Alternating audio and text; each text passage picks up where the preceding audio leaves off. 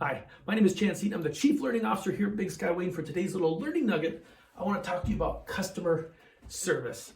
Now, at the time of this recording, we're in early 2022. Cross our fingers. Maybe there's some light at the end of the tunnel when it comes to COVID. Hopefully. But one thing that I've anecdotally noticed is that customer service has really diminished. The quality has become much poorer.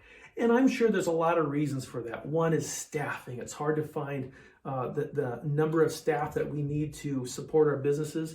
Two, people are overwhelmed, right? There's a lot of moving parts in business, and so I think that lends to poor customer service. There's more and more customer service automation, and people want that human quality. And then lastly, I think a lot of customers are becoming very rude and disrespectful, and that wears on a person after a while. So anecdotally, I just noticed that customer service is struggling. Now, one thing that I found very helpful when it comes to customer service is fish philosophy, and this comes from the publisher Charthouse Publishing. Now, this content material is used for culture development, but also customer service. 4 practices that I think are very helpful in developing better customer service interactions. One is choosing your attitude. So if I'm working with a customer, I've got to recognize there's a lot of stuff going on in my world, but I have to know what I can control, can't control. Put my focus on what I can control and keep my attitude right here. At the end of the day, I'm the only one that can determine what my attitude is. 2, play, having a light-hearted attitude, playing with the customer. A while back, I was visiting with the DMV and I was expecting a terrible conversation, but instead the individual was joking with me, having a good time, asking me some questions about where I was at and what was going on. Like, it was just kind of a fun conversation. He was literally playing, having fun in that interaction, and I wasn't expecting that. Thirdly, being there with the customer, pushing out those distractions and putting all my attention here, practicing that empathy, standing in their shoes, being in that I-thou space, reflecting what they're saying so you can understand what their needs are, being there with the customer. And then fourthly, making their delay, delighting them.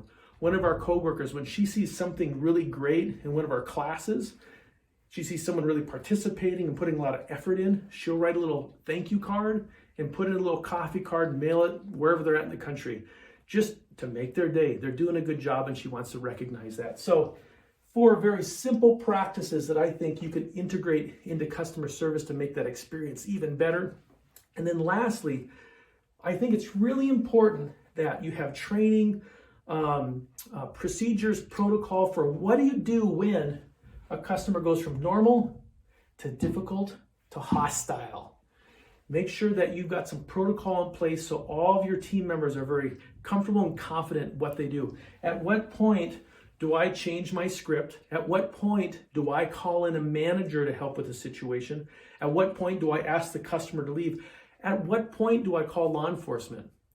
I have seen some terribly rude and disrespectful customers in the last year, and you as a company need to make sure your employees are comfortable and confident when we pull that trigger from normal, difficult to hostile. So, customer service. I hope that helps. Have yourselves a great day.